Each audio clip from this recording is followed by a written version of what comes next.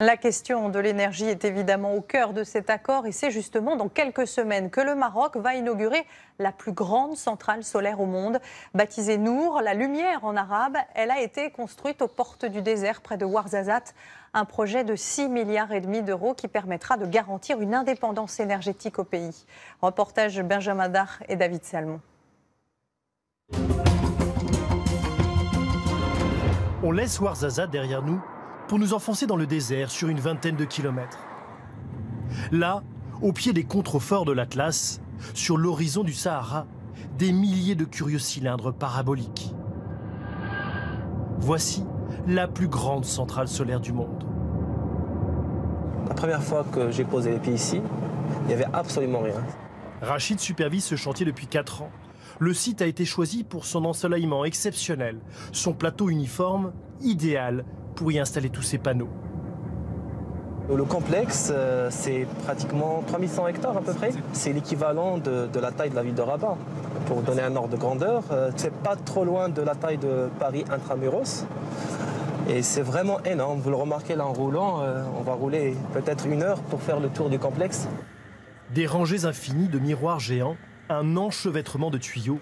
Les Marocains ont opté ici pour la technologie dite thermodynamique. Ces miroirs réfléchissent les rayons de soleil et se concentrent au niveau de ce tube pour chauffer de l'eau et produire de la vapeur. Cette vapeur permet d'entraîner une turbine qui produit de l'électricité. Dans un mois, tout doit être prêt. En présence du roi, depuis cette salle de contrôle, le premier kilowattheure solaire sera injecté dans le réseau pour alimenter près de 700 000 foyers marocains. Le royaume veut faire de ce projet une vitrine de sa modernisation. De cette tour, par exemple, les visiteurs pourront bientôt contempler le site. Les Marocains parlent même d'organiser un marathon solaire, une course autour des installations. Le maire de Ouarzazate a flairé le potentiel pour sa ville. Tous les gens aujourd'hui qui vont visiter la ville d'Ouarzazate, ils viennent pour visiter les Casbah, bien sûr, et les oasis. Aujourd'hui, on a un grand plus, c'est ce centre écologique. Ça va être un argument touristique et aussi, il va faire travailler beaucoup de jeunes chômeurs. 700 personnes travaillent sur ce chantier, des Espagnols, des Chinois, des Français. Mais les 2 tiers sont marocains, comme Rachid. La centrale a changé sa vie et son village. La route qui y mène n'existait pas avant.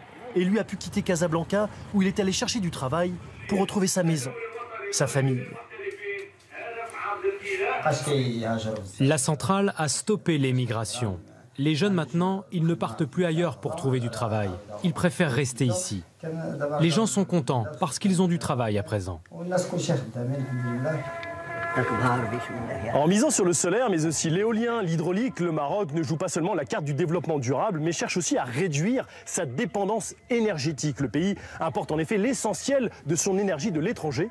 Or, d'ici 5 ans, grâce aux énergies renouvelables qu'il développe, le royaume pourra répondre à 40% des besoins en électricité du pays.